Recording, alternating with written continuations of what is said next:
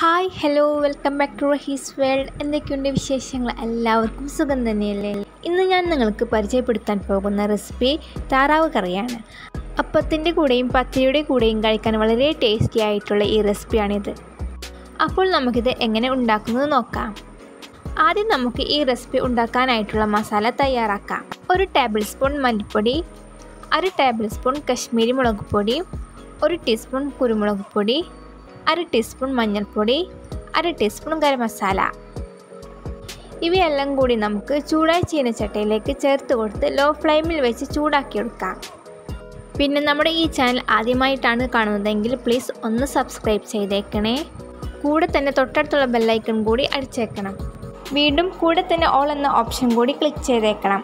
എന്നാലാണ് ഞാൻ അപ്ലോഡ് ചെയ്യുന്ന വീഡിയോ നിങ്ങൾക്ക് നോട്ടിഫിക്കേഷനായി എത്തുകയുള്ളൂ. ഇപ്പോൾ മസാലയെല്ലാം റെഡി ആയിട്ടുണ്ട്. ഇനി ഫ്ലെയിം ഓഫ് ചെയ്ത് ചൂടാറാൻ വെക്കാം. ഇനി നമുക്ക് വേണ്ടത് 1 കിലോഗ്രാം താറാവ് ഇറച്ചിയാണ്.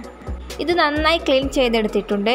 ഇനി നമുക്ക് ഇതിലേക്ക് നേരത്തെ തയ്യാറാക്കി വെച്ച മസാല ചേർത്ത് കൊടുക്കാം. പിന്നെ വേണ്ടത് 1 ടീസ്പൂൺ ഉപ്പും 1 ടീസ്പൂൺ വെളിച്ചെണ്ണയും ചേർത്ത് നന്നായി മാരിനേറ്റ് ചെയ്തെടുക്കാം.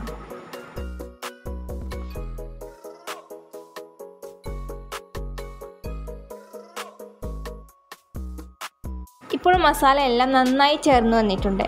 ഇത് നമുക്ക് അരമണിക്കൂർ റെസ്റ്റ് ചെയ്യാൻ വെക്കാം. ഇപ്പോൾ അരമണിക്കൂർ കഴിഞ്ഞിട്ടുണ്ട്. ഇനി നമുക്ക് പ്രഷർ കുക്കറിലേക്ക് മാരിനേറ്റ് ചെയ്തു വെച്ച താറാവ് ആഡ് ചെയ്യാം. അതിനോടൊപ്പം തന്നെ 1 ടീസ്പൂൺ ഇഞ്ചി വെളുത്തുള്ളി ചോപ്പ് ചെയ്തത്, 1 സവാള സ്ലൈസ് ചെയ്തതും ചേർത്ത് കൊടുക്കണം. ശേഷം നമുക്ക് ഇത് നന്നായി മിക്സ് ചെയ്തെടുക്കാം.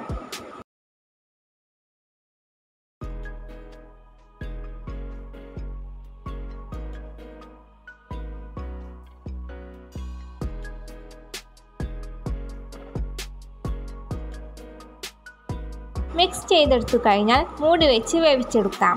പിന്നെ വേണമെങ്കിൽ 1/2 ഗ്ലാസ് വെള്ളം കൂടി ചേർത്ത് കൊടുക്കാവുന്നതാണ്. ഞാനിവിടെ ഇപ്പോൾ ചേർത്ത് കൊടുക്കുന്നില്ല. പിന്നെ ആദ്യത്തെ 1 വിസിൽ ഹൈ ഫ്ലെയിമിലും ബാക്കിയുള്ള 3 വിസിൽ ലോ ഫ്ലെയിമിലും ആക്കി വെച്ച് വേവിച്ചെടുക്കാം. ഇനി നമുക്ക് ബാക്കിയുള്ള ചേരുവകൾ തയ്യാറാക്കിയെടുക്കണം. അതിനായി ഞാനിവിടെ ചൂടായ ചട്ടിയിലേക്ക് ഏകദേശം 2 ടേബിൾ സ്പൂൺ വെളിച്ചെണ്ണ ആഡ് ചെയ്തിട്ടുണ്ട്.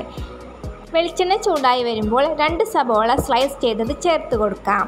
സബോള നന്നായി സോട്ട് ചെയ്തെടുക്കണം.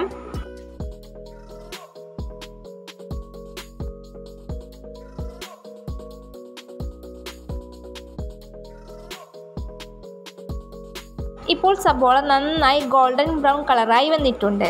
ശേഷം സബോള എല്ലാം സൈഡിലേക്ക് നീക്കി വെച്ച് 1 ടേബിൾ സ്പൂൺ ഇഞ്ചി വെളുത്തുള്ളി ചോപ്പ് ചെയ്ത് ചേർത്ത് കൊടുക്കാം. ഇതിന് റോ ഫ്ലേവർ മാറുന്നത് വരെ ഇളക്കി കൊടുക്കണം.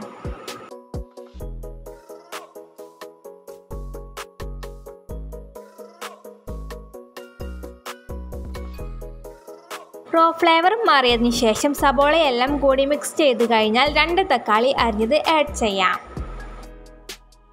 ഇതും നന്നായി സോട്ട് ചെയ്തെടുക്കണം.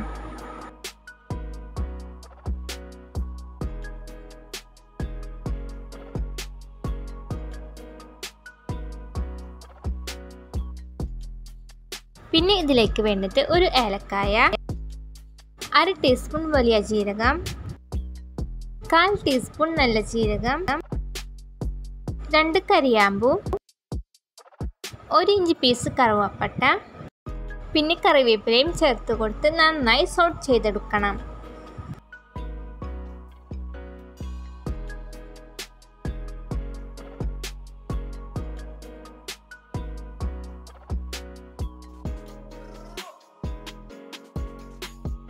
ഇപ്പോൾ നന്നായി തക്കാളി സോട്ടായി വന്നിട്ടുണ്ട്. ഇനി നമുക്ക് വേവിച്ച് വെച്ച താറാവ് ചേർത്ത് കൊടുക്കാം. ഞാനിപ്പോൾ ഒരു എളുപ്പത്തിന് വേണ്ടി ഒരു പോട്ടിലേക്ക് വേവിച്ച് വെച്ച താറാവ് ഇറച്ചി മാറ്റിയിട്ടുണ്ട്. ഇനി നമുക്ക് ഈ പോട്ടിൽ വെച്ച് തന്നെ ബാക്കിയുള്ള പരിപാടികൾ ചെയ്തെടുക്കണം.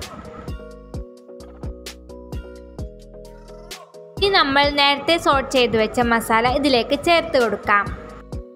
ശേഷം നന്നായി ഇളക്കി കൊടുത്ത് പാകം ചെയ്തെടുക്കണം. ഗ്രേവി ഇഷ്ടമുള്ളവർക്ക് കുറച്ച് വറ്റിച്ചെടുത്താൽ മതി. അതല്ല താറാവ് റോസ്റ്റ് ആക്കിയെടുക്കണമെങ്കിൽ ഗ്രേവി നന്നായി വറ്റിച്ചു വരുന്നത് വരെ ഇളക്കി കൊടുക്കണം. ഈ സമയത്ത് ഉപ്പ് കറക്റ്റാക്കി കൊടുക്കാൻ മറക്കരുത്. അങ്ങനെ ഇന്നത്തെ റെസിപ്പിയായ താറാവ് കറി ഇവിടെ റെഡി ആയിട്ടുണ്ട്. ഈ ഒരു റെസിപ്പി നിങ്ങൾ എല്ലാവരും ട്രൈ ചെയ്ത് നോക്കുക. ട്രൈ ചെയ്ത് നോക്കിയിട്ട് നിങ്ങളുടെ അഭിപ്രായവും അറിയിക്കാൻ ആരും മറക്കരുത്. തീർച്ചയായും ഈ റെസിപ്പി നിങ്ങൾക്ക് ഇഷ്ടപ്പെടുന്നതാണ്. അപ്പത്തിൻ്റെ കൂടെ നല്ല അടിപൊളി കോമ്പിനേഷൻ കൂടിയാണിത്. പിന്നെ നിങ്ങൾ ഈ വീഡിയോ ലൈക്ക് ചെയ്യാൻ മറക്കരുത്, അതുപോലെ തന്നെ ഷെയർ ചെയ്യാനും മറക്കരുത്. അപ്പോൾ ഇൻഷാ അല്ലാഹ് നല്ലൊരു വീഡിയോയുമായിട്ട് നമുക്ക് വീണ്ടും കാണാം. ബൈ.